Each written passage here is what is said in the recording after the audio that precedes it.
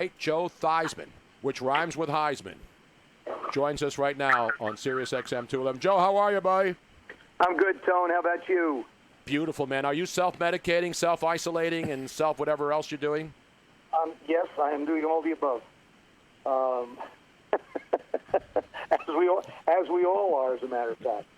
I just wanted to make sure, because I'm putting up a drone. I got my own Chinese drones now, and I want to make sure that I fly it over you, and you are absolutely not on the golf course. Yeah, is he playing golf? That's what I want to know. I was. I hurt my shoulder about 2 weeks ago, and now I'm in physical therapy trying to get myself back ready to go. Well, as long as you don't need surgery, because you're not allowed to get that right now, Joe. I know. I have to wait another 2-3 weeks after, so I'm just trying to get there the old-fashioned way. Wait a minute. The golf course was open 2 weeks ago? Yeah, in Florida. We were down in Florida. Oh, of course. See, I told you. I should have never left. I know. Everybody we're talking to this week, Vince Papali, my buddy Vince Papali from Invincible. Yep. I called him yesterday. Oh, I'm in Jupiter, Florida. Of course the golf courses are open.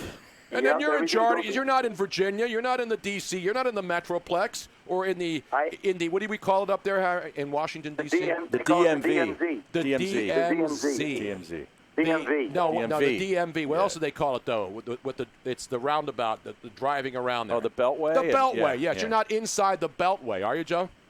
No, I'm outside the Beltway a long way. It's about damn time you got out of there. All right, now, Joe,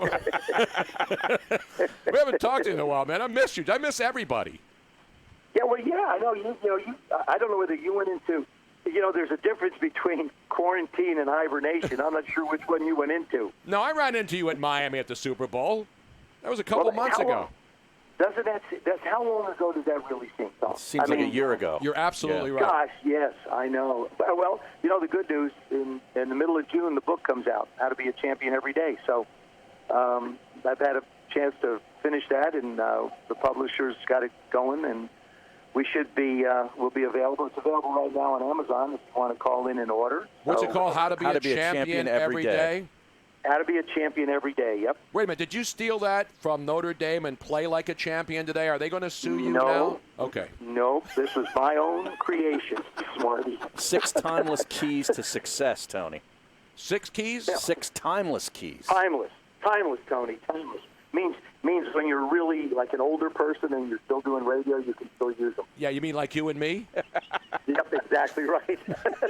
So because in one of your books that you wrote, you actually mentioned me in there. Now, did you mention me in this particular book as No, I did not. As signals of success as one of the 6 keys to broadcasting success? Right. I actually thought about it, but then I thought, you know what? I mentioned you in the last one. I just can't. People get tired of that same, repetition in books. So this is a different one. Come on, well, do it when I die. You can put me posthumously in your next book. I promise. All right, Joe. Now I know you're still connected to Washington, even though you're not there. You know what's going on there, and obviously a lot of changes in the organization up there, and new coach. Movement in the front office. The owner's still the same.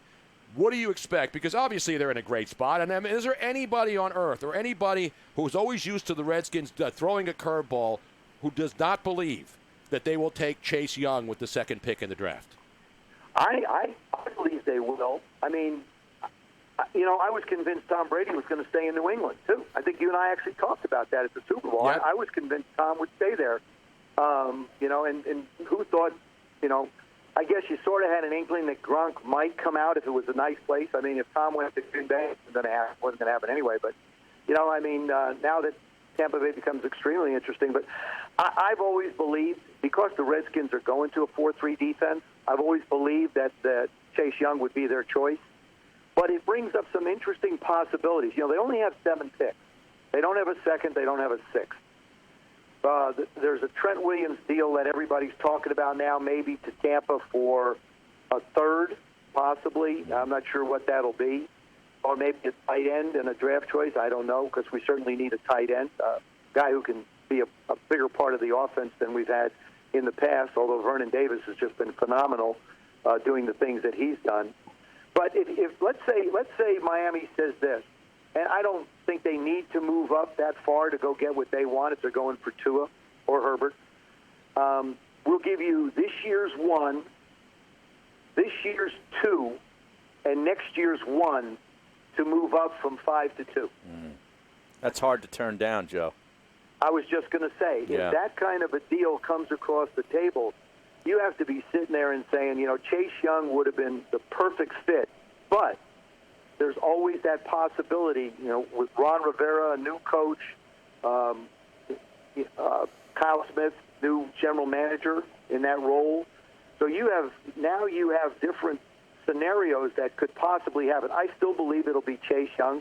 It makes sense for this football team. It's a young football team. I mean, that's defensive front would now be Sweat, Chase Young, Jonathan Allen, Deron Payne, Matt Adamitis. That's 5. That's 5 formidable. special ones. Yeah. Absolutely. It is. Yeah. And, we were down there, they're Joe, young. last year. We were down there. We did a bus trip down to Washington with a bunch of Eagles fans that come down to that game. What a crazy game and crazy ending. And I keep reading in the offseason about the quarterback. They're not happy with Haskins. I mean, this guy's the future. Why would you? Now you have to have a good backup. And they had a good backup last year. What is your read? Because you're a great quarterback on Dwayne Haskins. Because there seems to be a one faction that doesn't think the guy's going to be good, and another faction that thinks he's got a lot of upside. I think both factions are confused, and because we don't know. He's played 7 football games. What can you evaluate from someone who's played 7 football games? There was a coaching change in the middle. There was a philosophical offensive change because you went from wanting to throw the ball around under Jay Gruden to wanting to run the ball 65, 70% of the time under Bill Callahan. And so you've seen the young man go through coaching changes, personnel changes. The Redskins, once again last year, for the 3rd year, I believe, in a row, had more than 20 guys on IR. Your offensive line is like shuffling cards. Your wide receiving core is the same way. Running back situation, the opening game against Philadelphia. I mean, for some reason, Jay sits Adrian Peterson, offensive player of the year before, that basically, I think, saved his job. Darius Geis is going to be the guy, and all of a sudden he's gone in a quarter. Again, so that young man's missed two seasons in a row. Bryce Love was on IR. I think Chris Thompson in this offense with Scott Turner running it, has a chance to be the type of a player that Christian McCaffrey was used in. Not the same kind of player. I think Christian's special, and Chris is pretty darn good. So you've got a role where you can get a guy to be able to do stuff like that. And so to me, everybody says trade Dwayne. If I was another team, I don't know what he is. Right. The Redskins don't know what he is. Now we have Kyle Allen, who came in from Carolina. And this is the same system that they're going to run, basically, that I ran, a number of years ago. It's a numbering system. Pretty easy to pick up. It's very easy to understand. Some of the more West Coast style offenses have anywhere between 15 and 20 words and numbers and symbols, and it's memorization. And the one I played in seems like it made more sense, but that's because my mind isn't what it is. Yeah, but going back to Dwayne, I don't think anybody knows who or what he is or is capable of at this point. Yeah, they were really caught in a spot last season because you knew Jay, was looking at the end, and he wanted to win games to save his job. So you're not going to play a rookie. And the owner picked the quarterback. It was I don't even know if Jay Gruden really wanted him anyway. No, there was a lot of Dan didn't pick Dwayne. I mean, everybody says, we went to Bullis, he wants him. He was probably going to be. I mean, the Giants were real close to taking him instead of Daniel Jones. But when you look at the Giants, the Daniel Jones pick for the Giants made sense because the kid attended the Manning passing camps. Mm-hmm. Eli was there. I mean, they knew a lot about Daniel Jones. They didn't know as much about Dwayne Haskins because he really only played a year at Ohio State. So you had somebody you understood a little bit more than somebody who you might have thought maybe a little bit more of, but the intangibles sort of went the other way. Yeah, the coach at Duke was tied to the Mannings too. Exactly. Yeah. I mean, the whole. I mean, that to me was a given. I mean, I think Dwayne, he throws the ball well. He proved he's a tough kid. He wants to play football, and this is one of the things that I when I talk to young men is how important is football to them, and it's important to Dwayne. And he worked hard when he had the chance to start. He invested the time. He got there early. He stayed late. He did the things that you expect out of a young person wanting to learn. And even the veterans, guys like Tom and Drew and Aaron and, Philip, those guys that have been in it a long time. still invest the time to be as good as they can possibly be. And so Dwayne understood more about what it took to be a professional quarterback. The great Joe Theismann joining us. Now, Joe, off the draft for a second, you are a small business owner. You got restaurants. Now, how is that affecting you with employees and stuff? Because you're not just a former great quarterback. I mean, you're a businessman as well. Oh, we're close.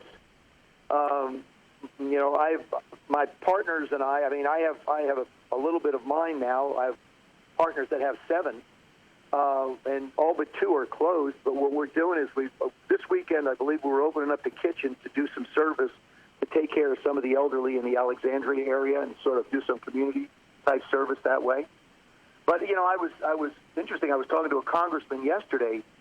There's a couple of things in the business world that I think people need to consider. Number one, there are a number of companies out there, and I'm doing Maria Bartiromo tomorrow morning, and I hope I get into this conversation with her at 7:30. But there are a number of big companies out there that have overfunded their pension funds. That money's just sitting there. Why can't they take, not all of it where they've overfunded, but let's say they take 75% of the money that has been overfunded and put it back into their business and be able to pay their employees, or as I like to refer to them, their partners and their associates. I mean, the money is sitting there. You've overfunded your pension. Why not be able to take that money and use it for the good in the company? That way you don't have to go borrow. Now, here's the other problem in the restaurant business. For those of us, you get 8 weeks to be able to have the money. And I'm going to get a clarification even a little more from one of my partners today. But all the people that are in the restaurant business, the servers, the cooks, those people have now filed for unemployment. If you're collecting unemployment, you can't get the money that the restaurants are being given to give to you. So here you are making $1,000 a month on unemployment, and you're not sure exactly what's going to happen going forward. And I think it was a great idea trying to help the industry, but I still think there's some tweaking that needs to be done so that when we do open up as a society again, when we do open up as a nation again, then you can pay the people that work in your operation without having to wonder if they're on unemployment, if they're not on unemployment. So that's a little bit of a gray area, I guess you could say. But those are a couple of business things that, that I think about when it comes to how do we move forward. And I say this to everybody out there. Man, we are going crazy.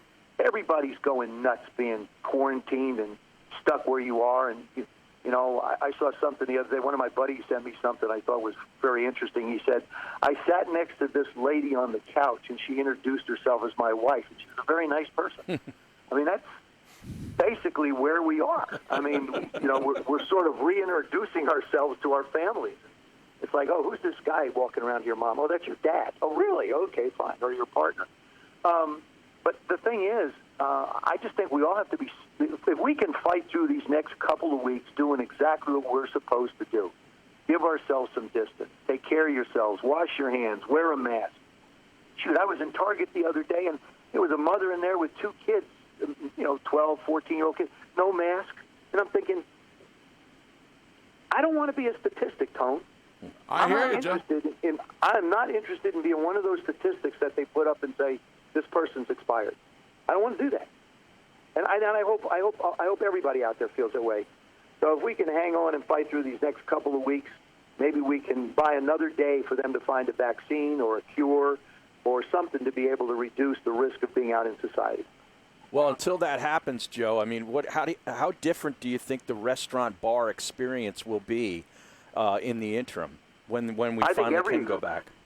I think every experience is going to be different. They're talking about Vegas opening in the next couple of weeks. They're opening beaches. People have to use social distancing. I think what we'll do is, this whole thing is not like a light switch where society was turned off. The business world was turned off like a light switch. And all of a sudden it's going to be flipped back on. Mm-hmm. This is more like a dimmer switch. We've gone to a lot of darkness.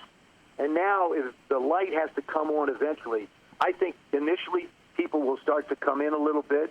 We'll have, I'm positive our guys will set it up in such a way so that, you'll maybe have a table and then another table empty, and then somebody else, or a booth and somebody else. So we'll do what we can to keep the patrons safe, as well as the people that work there. And then we'll see how it goes. Will there be another wave? I think that's the thing that we're all curiously waiting to see. And I want to say this too: what the president and the task force has done in an unprecedented time, to me, is absolutely incredible. It doesn't matter where you sit, what side of the aisle you sit on. This is something no one has ever dealt with before in their lives. And every day they try and keep us informed. They try and explain to what's going on. And, some of the governors have chosen to go a certain way. Others have gone another way. But I will tell you this, that, dealing with so many different things, so much money that has to be given out to people that are really in trouble. And then how about the people that are out on the front line? Oh, God, they are the heroes. Absolutely. Men and women in the military are heroes to me, but policemen. But how about those people that go into hospitals every day and they're around the virus and they're taking care of people? I mean, God bless them. The great Joe Theismann, breaking it down as a football legend and, of course, as a businessman himself. Last thing, I saw that Muffin McGraw has announced her retirement at Notre Dame, the women's basketball coach, one of the all-time greats, Joe. She can't. I'm not going to let her. I'm going to call Muffet right now, and I'm going to say you cannot retire. Legends are not allowed to retire. We need to get you a horse so you can ride off into the sunset. What a phenomenal person she is. We have a thing at Notre Dame called Notre Dame Days, and it's 29 hours of Notre Dame. And I had the pleasure the last couple of years to sit down with Muffet, be able to talk to her about what she's done and the young ladies. Our women's basketball program is sensational at the university. I mean, Mike Bray has done a terrific job with the kids, the guys, but I'm telling you something, Muffet's been unbelievable with the players that she has had and the young women that have gone on to gain great notoriety and just tremendous representatives of the University of Notre Dame. And she will be sorely missed because she has left an imprint, I think, that's going to be very difficult for someone to put their shoe in and fill it. Well, speaking of South Bend, Joe, real quick, could you imagine Notre Dame Stadium having a game with no fans? No. Yeah. No, I'm with you. I mean, we don't know. I almost think if Vegas is opening up, this is the way I'm sort of looking at this thing. If they're talking about opening Vegas to a degree, I mean, there's another place you're standing at a crap table and somebody's going to be right next to you. Mm-hmm. Yeah. Or will they? If they open up Vegas and we can get through that period of time without an uptick in more infections, in more cases, if we can get through that, I think it'll be very encouraging to more and more governors to consider allowing people to be around one another. I think we have to go at a social distance because we're getting into the summer, and from what I understand about the virus, it doesn't survive that well in the heat. That's why I think so many people in Florida, we don't have a lot of cases down in Florida where we are. And so, that's some of it. But I think that's going to be a litmus test for where we're going to be able to go coming up in the fall and in the future. But, baseball season, gone. Basketball season, gone. Hockey, gone. Football, I guess you could say, caught the break in this one because it's still 4.5 months away. And August 6th was going to be the time when the coaches were going to be able to get with the players. And I feel bad for some of the kids that couldn't get the pro day workout. Everybody was waiting for their pro day workout. They didn't work at the combine. Now, coaches are really going to have to study a lot of film and study it closely to make decisions on who they want on their football team. Joe Theismann, a lot of people check in and they want to know if you remember the 1970 Notre Dame USC game where you threw for over 500 yards and lost to the Trojans at the Coliseum. I absolutely do. It was really funny. I weighed myself after that game, Smarty. Why do you always bring up the ones I lose? No, I'm the voice of the fan here. The people are asking questions live. Fair enough. Listen, you know me, Joe. That's not my style. I don't do that. Oh, no, not you, Tony. No, not you. Not at all. I realize that. I don't know. I saw that 1971 Notre Dame media guide over there, Tony. I thought you might have dug that up. You're getting love from all over. Even in Canada, people are talking about your 1971 CFL greatness and jerseys. The Grey Cup. Grey Cup. That's right. We played Calgary in the Grey Cup in a place that doesn't exist anymore. I played a lot of stadiums that don't exist. It's like I lived in a dream world. You know, it's like the big sombrero down in Tampa, gone. Mm-hmm. Exactly. Empire Stadium in Vancouver, British Columbia, gone. RFK, gone. I mean, it's. Now, will you always be a Toronto Argonaut or a Washington Redskin, Joe?